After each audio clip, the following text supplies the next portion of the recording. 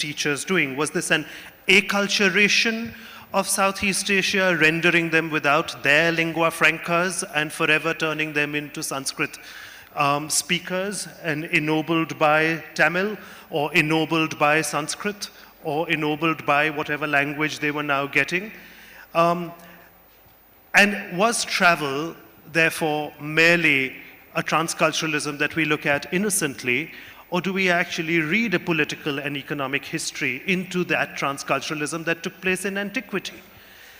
Now, I don't think the two things are always the same. I think there is a difference between what happened in the early modern period and what happened in antiquity, and I think there is a, but that's also because we don't have very rich resources. And my field is to be able to try and lend a little bit to these kinds of questions through the visual culture, which is the art history. And in the end, I want to say that with all of this knowledge, what of all this migration and transculturalism in a world where we are becoming increasingly national chauvinistic, where chest thumping and national pride seem to be far more important rather than sharing across borders, where the anxiety of losing your culture is more, of what use might my classes in university for the past 20 years, when, frankly speaking, the national culture, not just in India, but everywhere, seems to be one of closing doors to the forces of globalization. So how can modern museums and exhibition making actually make a difference to all of this? So I think these are some of the questions which have guided our questioning and our writing. Now, what shall I point this toward?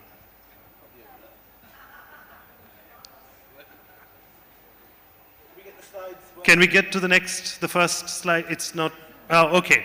So I specialize in what is called the post-Mauryan period, which is the period of the Satavahanas in south and central India, and the Kushans in northern India. And the Kushans are sort of actively trading with a part of the world which is, we loosely call the Roman world, but that's really a bit of a misnomer because the Roman world is a very much splendid, multicolored empire with many, many provinces, and they're not all, some of them are in contact with India, even if Rome is directly not in contact with India. There is a lot that is going on with the Hellenistic world, with Egypt, and the connection with India. The Satvahana Empire is also connected with Egypt, but it's also connected with mainland Southeast Asia, with island Southeast Asia. And so those are the two ends of the trade that I look at. Or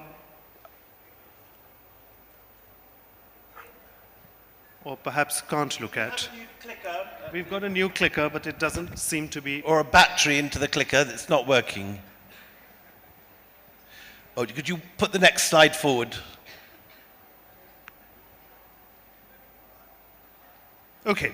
So the book that I did on Panigiri, which Mark published a couple of years ago now, it looks at a remarkable stupa in Telangana, about a 2-hour drive away from Hyderabad, which has been found covered with limestone sculptures of an exquisite quality and significance, which beggar belief, some of them. They come from what is, in art historical parlance, called the late Satvahana, early Ikshvaku style, which means that they belong to about the 2nd to 4th centuries AD, the period that we call the Kushan period in northern India.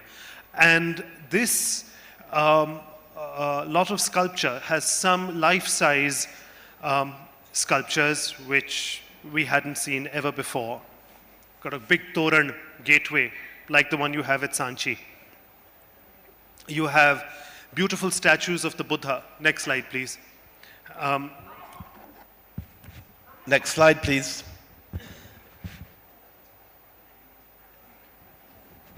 Okay, yeah. It's called Panigiri because it's like the pan of a serpent.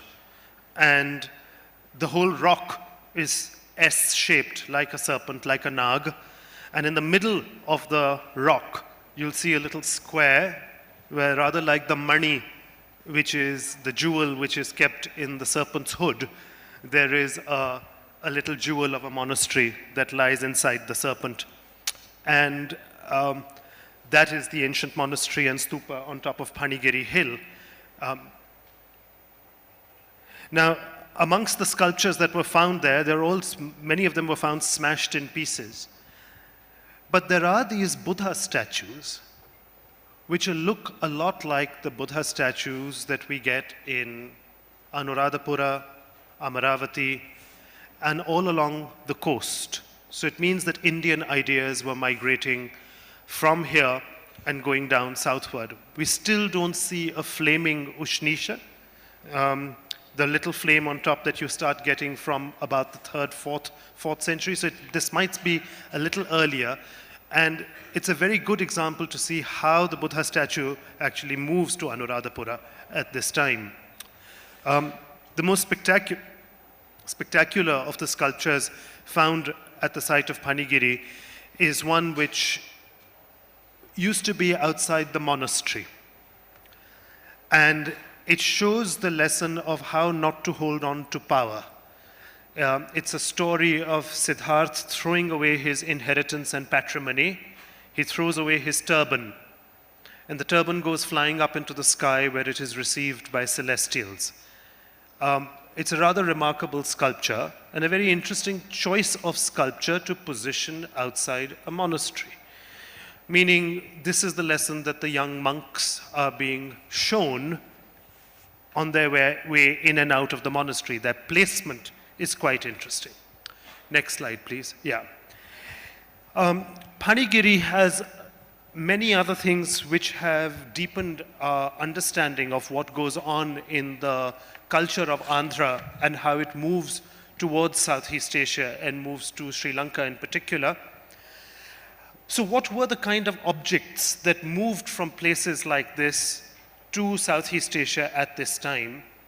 And amongst them, some years ago, was this extraordinary discovery of a bronze ewer that turned up in the Mekong Delta, somewhere between Cambodia and Vietnam, that ended up now at the Ashmolean Museum in Oxford. And researching its composition and looking at it, its handle seems to be of a type that is made in Gandhara. The shape is of the type which is widely recorded in Amaravati. So it's a Kushan Satavahana design of a bronze vessel with the elephant spout and all, probably about the 2nd century, but found again all the way far east in the Mekong. Okay, let's try and move.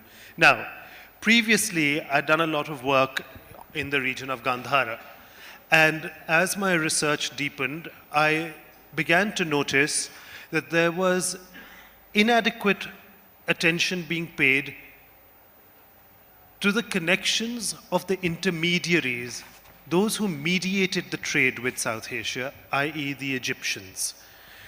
People were always keen to talk about Gandhara as provincial Roman art or as Hellenistic, as a vestige of Hellenistic art.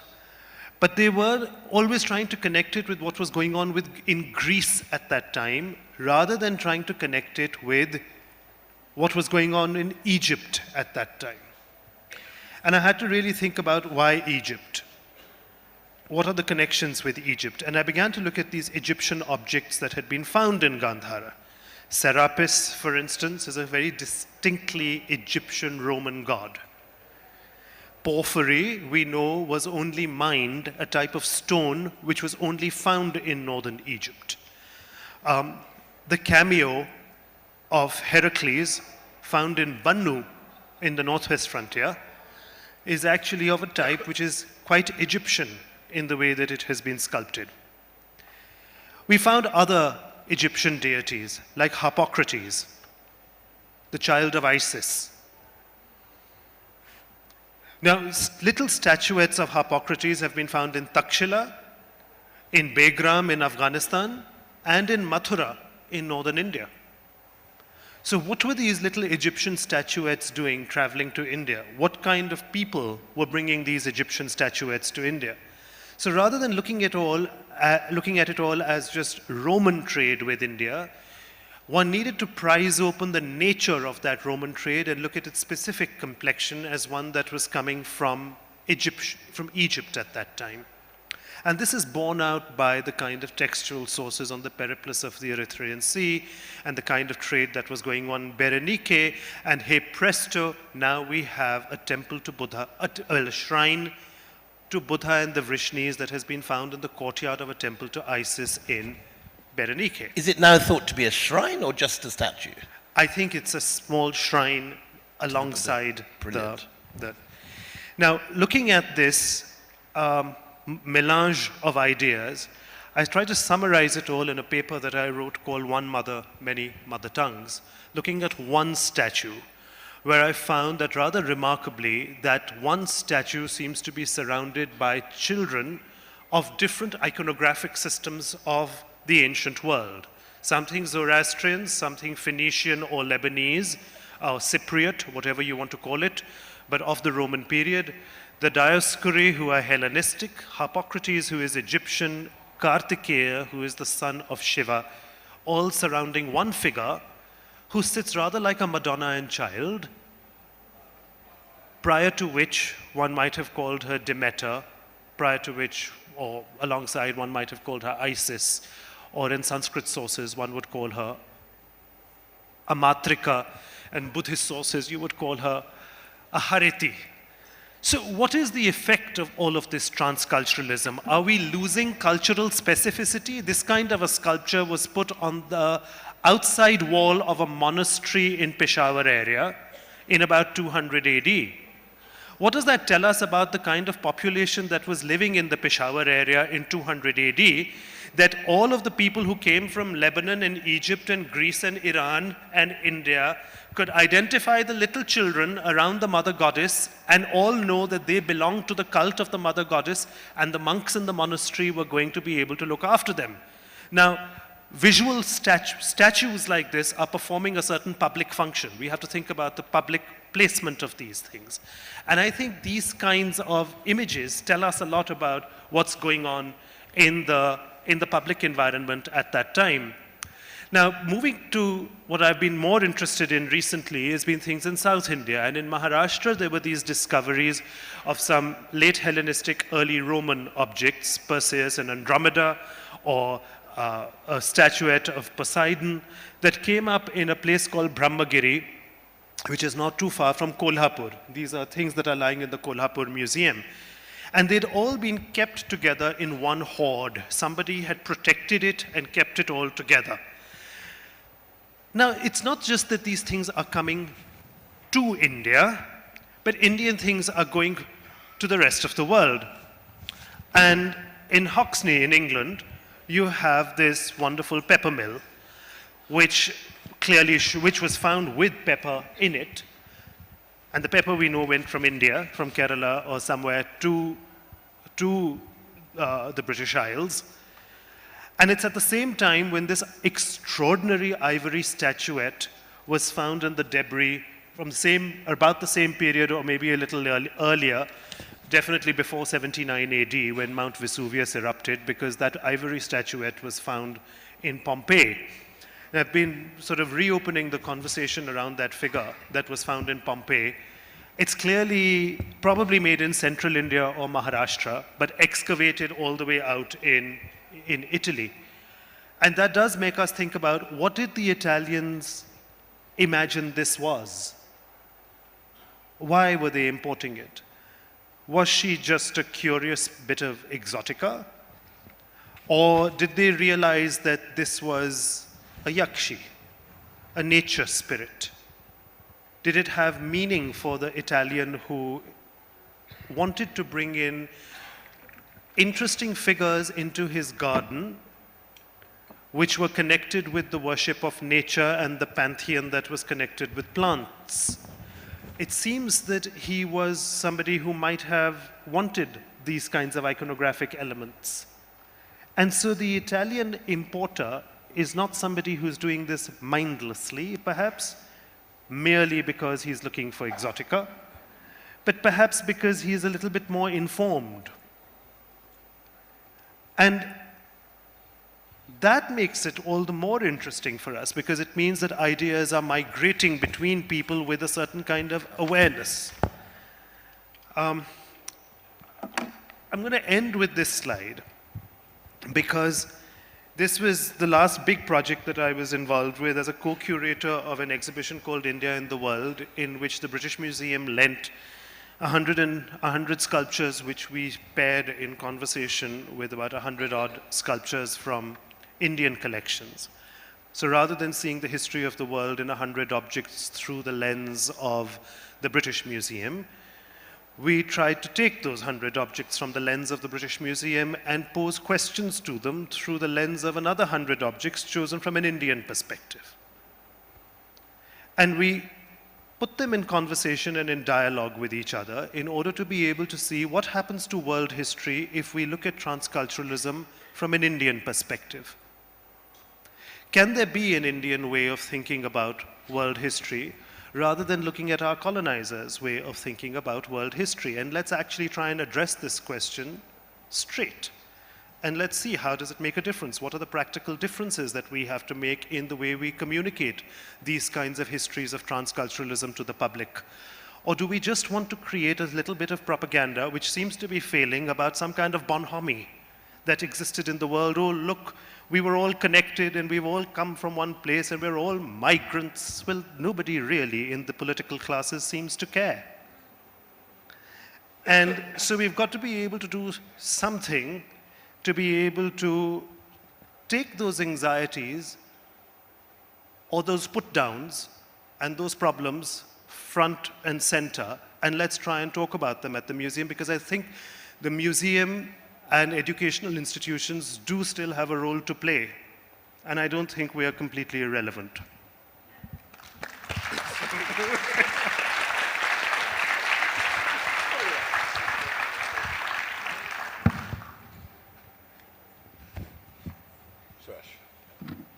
Okay. Are the slides working? Could we go into the second PowerPoint? Yeah.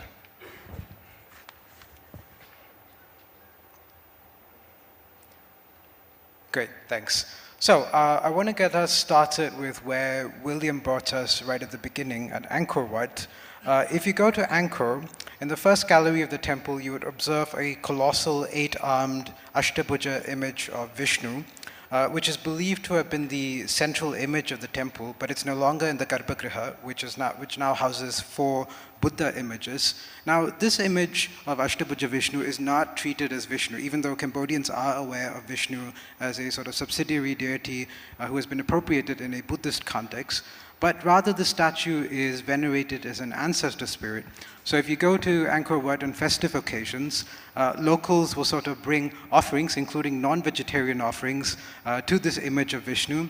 So on one particular day that I was at Angkor Wat, there was a huge roasted pork that was offered to Vishnu. Now that's unthinkable, of course, in an Indian context, but for many Cambodians, these statues are not seen as Hindu statues, but rather ancestor spirits. Now this notion may be a very old one. A lot of the earliest Hindu temples in Cambodia, those that dated between the 6th and 8th centuries, were built on top of proto-historic cemeteries. Now this is not unlike the Buddhist stupas that we see in South India, which very often occupied megalithic sites. They're grafting themselves onto something that is already existing. Now this point is very important. India and Southeast Asia share a common cultural and environmental substratum. There is already a lot in common before this conversation, before this exchange or cultural diffusion takes place. I mean, think about things like tree spirits. The belief in tree spirits is pervasive in Thailand, and we know this is ancient because they're venerating trees that are native to Southeast Asia, trees that are not venerated in India or found in India. The Hopea odorata tree, for example, which is locally called Nang Takien in Thailand, and very often locals would bring offerings of beautiful dresses which they would hang on the trees as sort of an offering to this tree spirit. It's kind of a Yakshi cult, but there are also features that you would only find in Thailand. And there are multiple examples of this all across Southeast Asia. Also the veneration of the sacred landscape, of rocks. Some of the earliest Shaivite temples in Cambodia, for example, we don't find a Shivalinga, but a natural rock formation that is being worshipped as a Swayambhu Linga, and possibly, just like the cemetery sites, these rock sites might have already been sacred to the populations. So Hinduism and Buddhism, sort of grafting themselves onto pre-existing cultural practices, and they're also appropriating them, right? That might explain the ease of the Indianization, as it were, of Southeast Asia. Now, for better or worse, this term has gained currency and has come to stay. But it is a problematic term. It has been rejected altogether in some circles. It is true that the meta-language, the framework of classical Southeast Asia is very Indian, but the undercurrents, the way in which this is interpreted, is very Southeast Asian. I mean, this would be clear to anyone from India visiting Southeast Asia. There's something familiar about the culture, but it's also radically different in the way it's interpreted and the way it plays out in public life. What was the famous Tagore quote? Tagore, when he visited Angkor Wat, said, "I felt I'd seen something very familiar," which was also very strange. Yeah, absolutely. That's the same with Bali, right? It's a Hindu island, but the version of Hinduism that's practiced there is radically different from what we might be familiar with in India. Now, the agents of cultural diffusion are really sort of multifarious characters. We have, the title alluded to teachers, travelers, traders, and so on. In the earliest periods, it's quite clear that we have lots of mercantile families who were responsible for the diffusion of cultural features. And for a long time, this used to be sort of inferred from legends or documentary sources like inscriptions. But now we have firm ancient DNA evidence from the Wat Khom No cemetery in Cambodia, where this ancient individual shows about 40 to 50% of his genome deriving from South India. And in places like Sumatra and Cambodia, of course, you have this long-standing local stories about an Indian male ancestor marrying a local princess or a Naga princess in many cases. A lot of those tend to be recycled across time and space. But the bigger point I really want to drive in here is that Southeast Asians had a lot of agency in the way they interpreted Indic models of polity and religion and so on.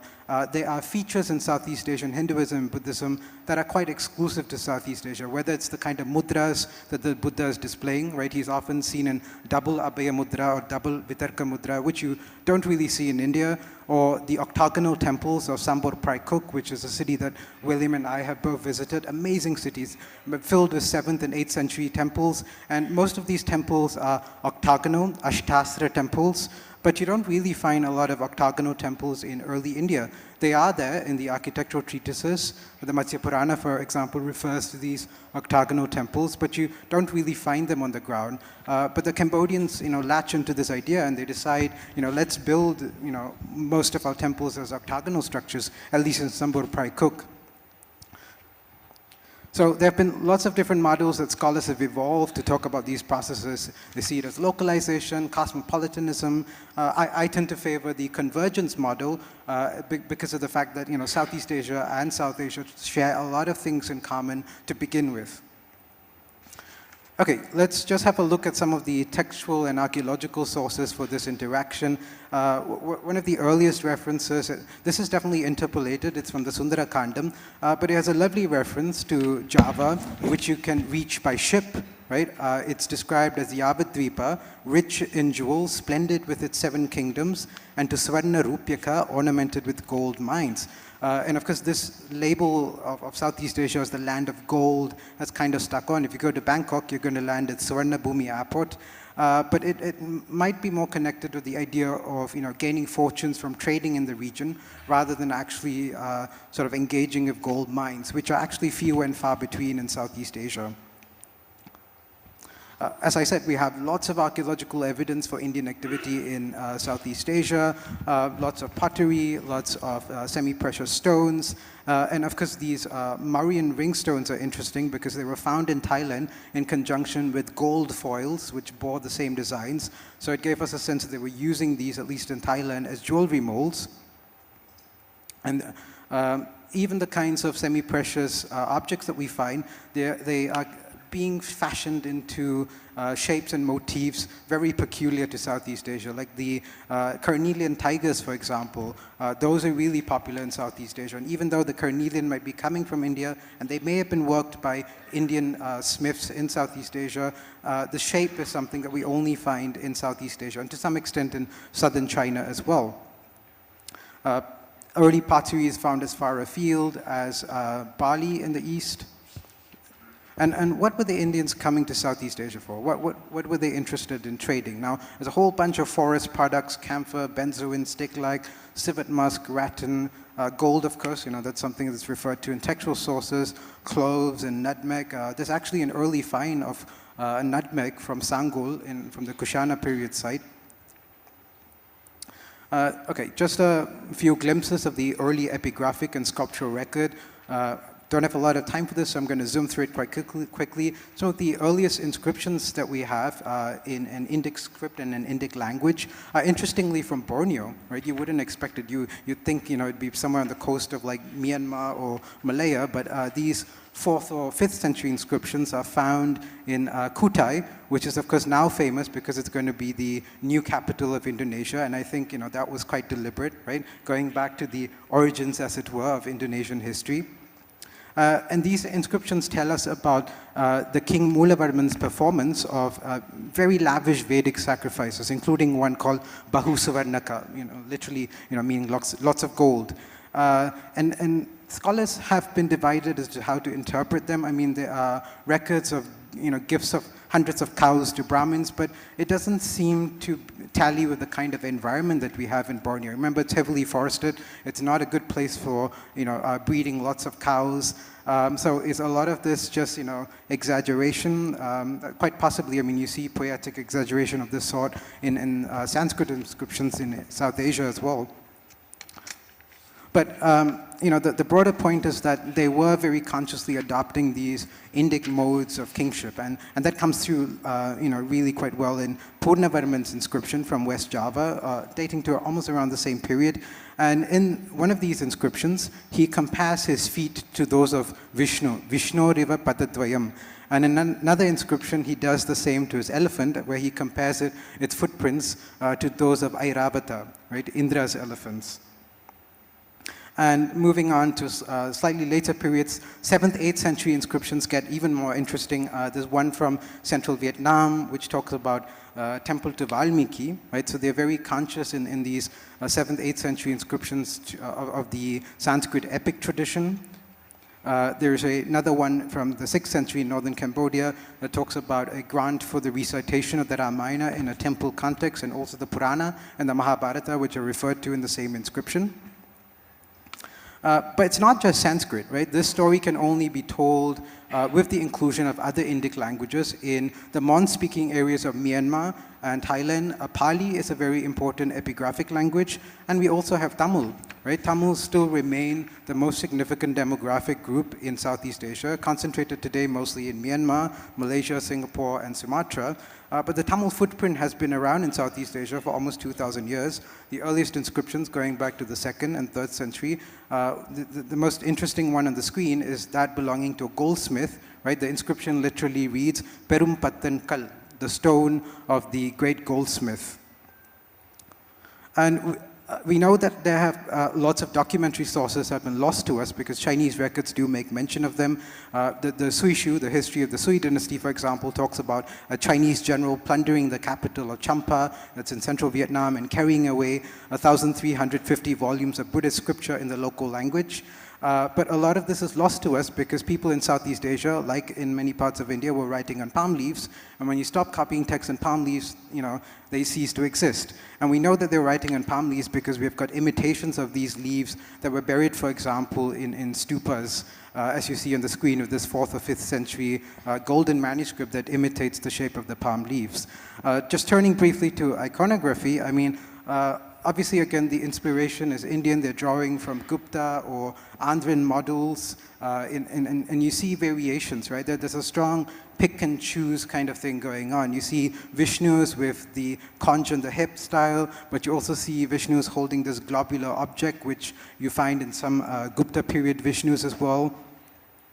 And the Buddhists, of course, were very active in Southeast Asia as well, and they were quite conscious of their Hindu competitors. There's this lovely relief from Thamprap Potisat in central Thailand. It's a cave site that shows the Buddha being venerated by Vishnu and Shiva. Now, in Indian context, Vishnu and Shiva are mostly the absent reference. You find Brahma and Indra worshipping the Buddha, but here, it's Vishnu and Shiva who are venerating the Buddha.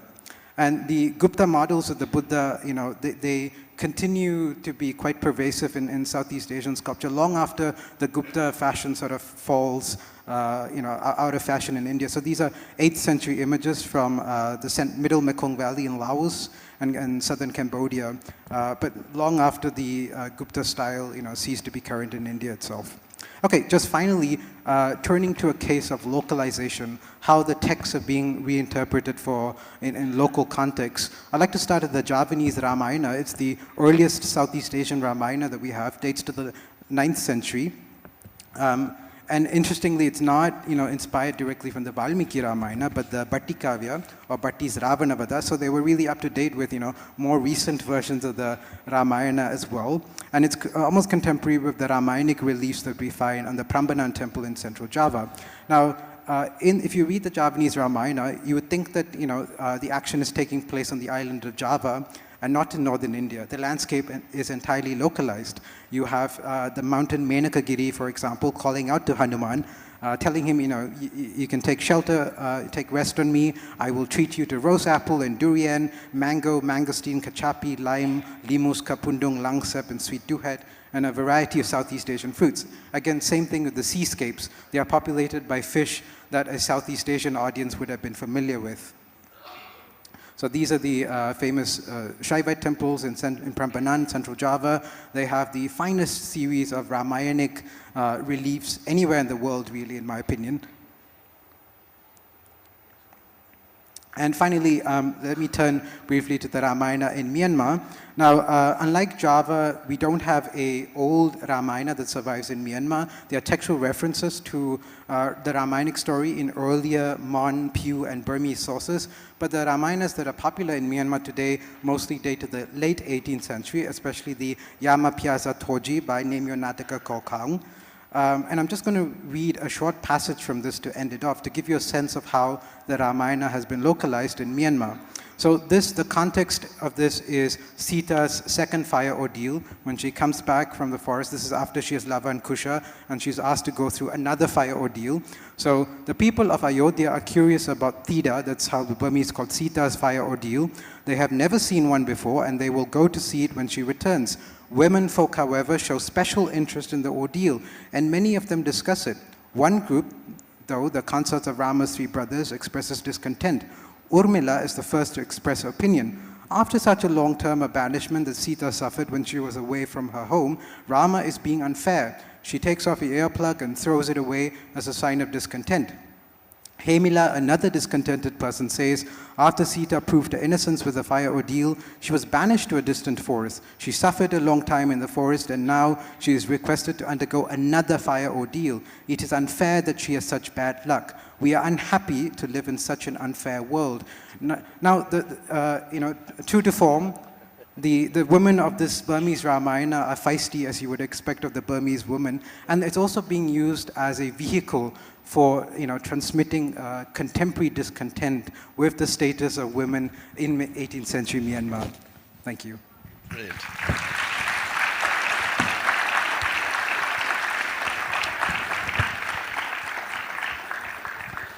Well, 2 spectacular presentations, incredibly wide-ranging, incredibly fascinating, and based on such depth of knowledge and research. Both of you, amazing. Just a couple of questions before I throw it open to the audience. Naman, first of all, what happened to Southern Buddhism? It's much more invisible than Northern Buddhism. You can go around the north, you can still see the great stupas at Sarnath, Sanchi.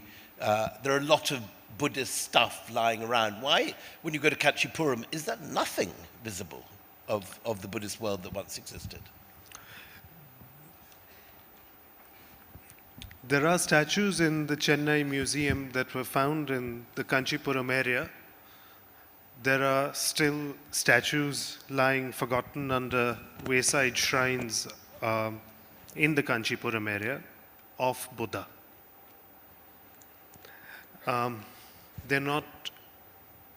The temples seem to have fallen out of use at some point.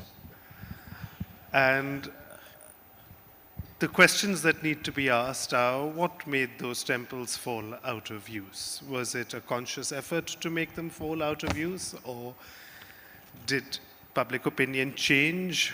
What led to a shift in public patronage in Tamil Nadu? What were the forces that we know aided that shift in public patronage? So I think these are tough questions to ask. I mean, they're not quite tough questions to ask, but I think they're tough questions to answer definitively. Because there are statues that are lying around. Now, one port remained, Nagapattinam. And indeed, in the Chola period, Nagapattinam continued to make sculpture and trade with Sri Lanka, Jaffna, and further down. You can see very nice Nagapattinam statues, of all places, in the Chandigarh Museum. There's some nice little bronzes there. There's also currently in the National Museum of Art, Contemporary Modern Art in Jaipur House. Yeah, it's in the Roots and Roots that's exhibition. closed a few days ago. Yeah, but spectacular. Those were from the Chennai Museum.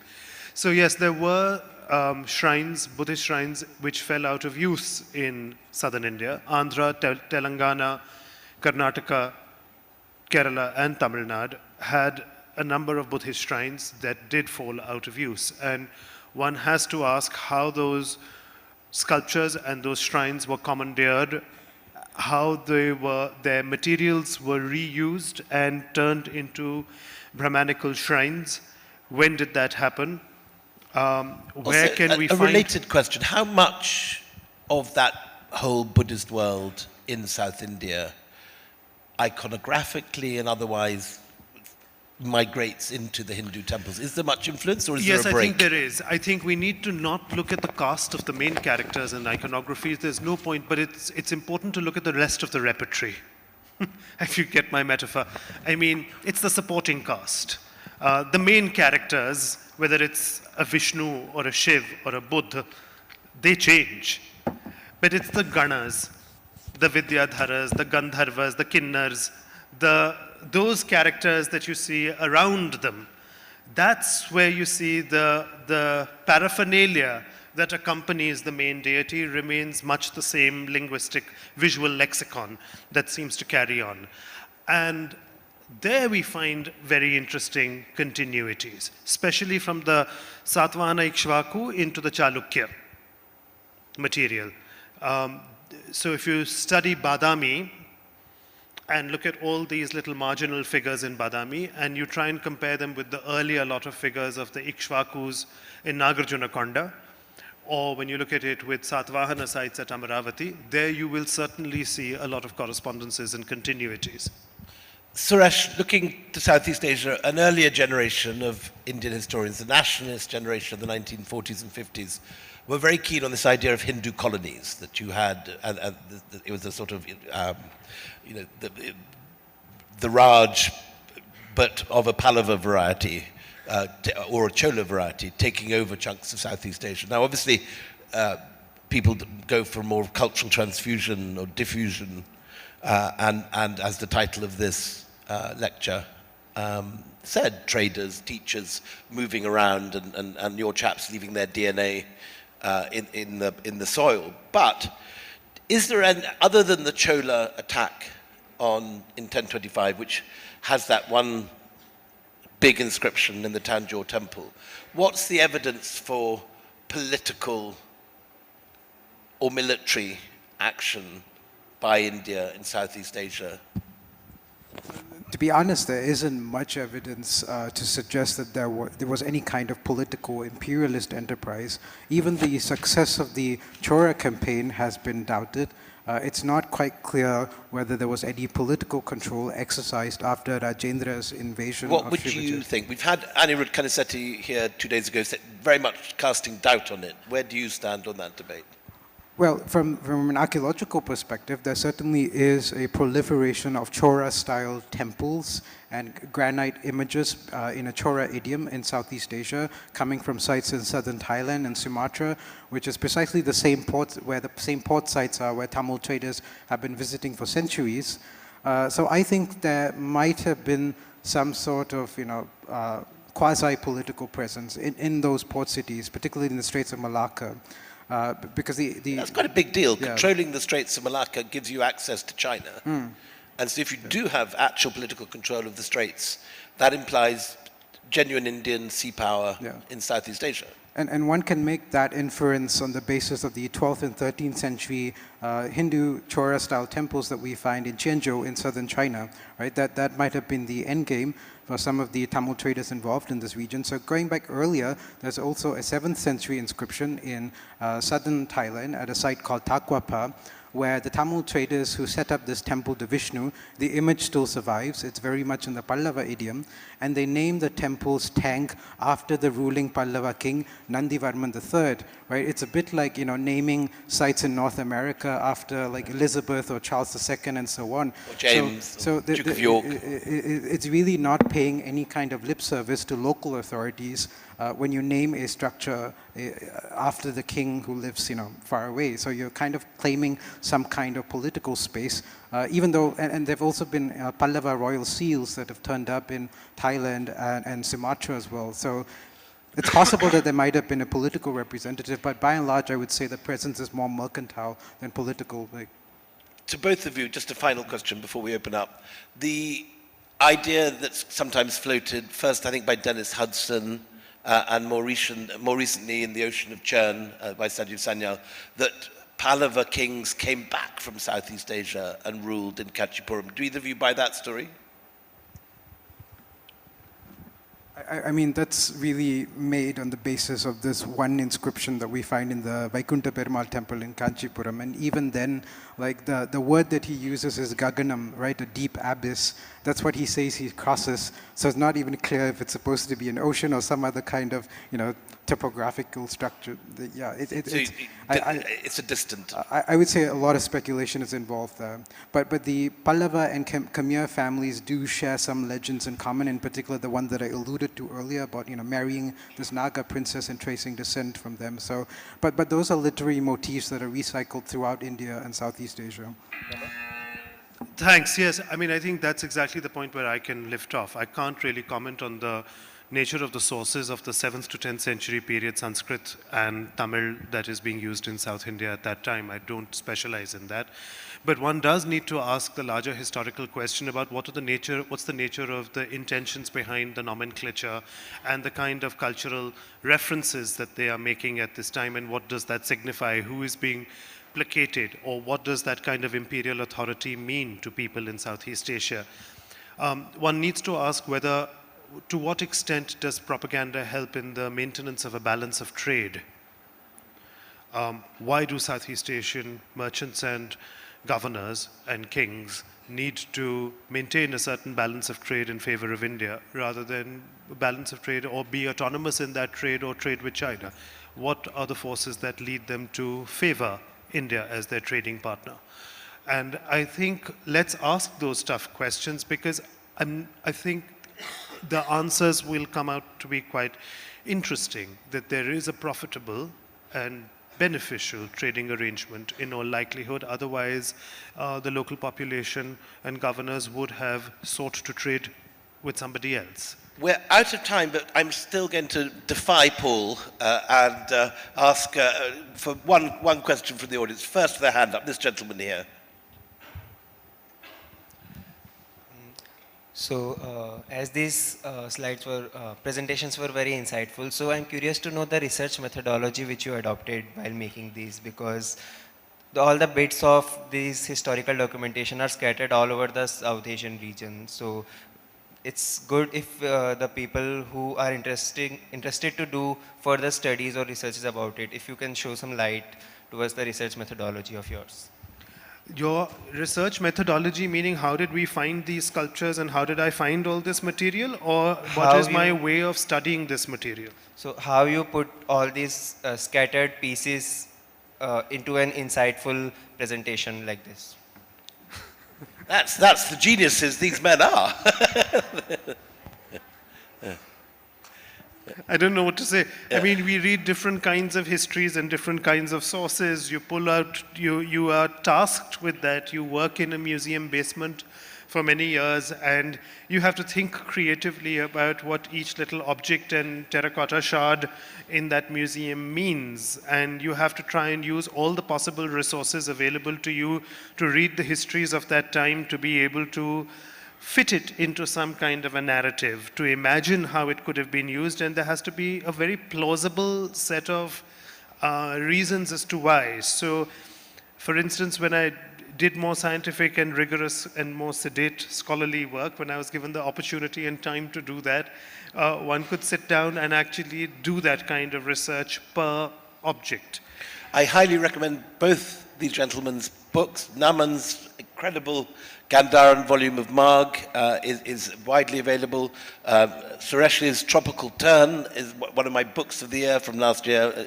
Absolutely fantastic. I think Tropical Turn is on sale now. It's sold out. You've missed it, I'm afraid, but it is available on so Amazon and in all good bookshops. And I'll be producing a book on this subject next September called The Golden Road. So you can go through all my footnotes minutely.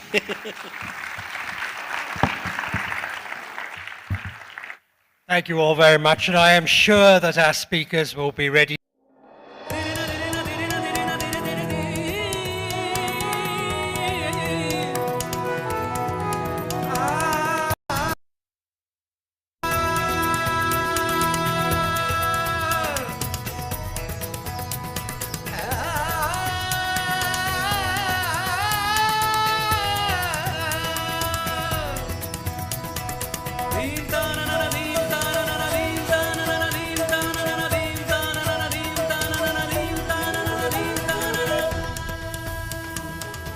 पधारो म्हारे देश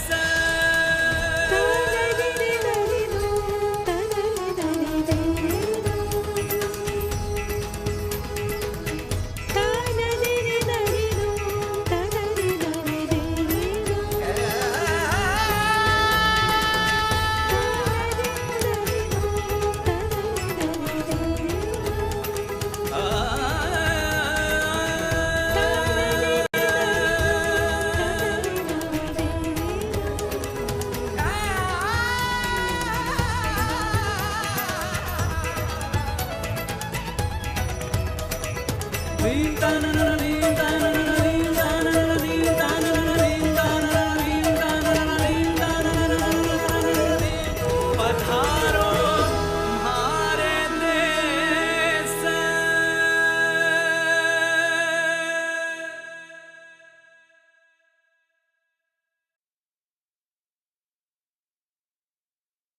कर देना आसान है, पर Dettol है तो आसान मत चुनो।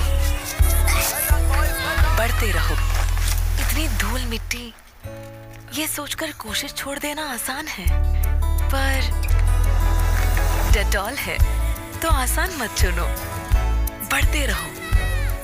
आगे बढ़ने की राह में धूल, मिट्टी, जर्म्स, बीमारी तो आएंगे, इसलिए मेरा भरोसा सिर्फ डेटॉल, जो दे जर्म से सुरक्षा और आगे बढ़ने का विश्वास।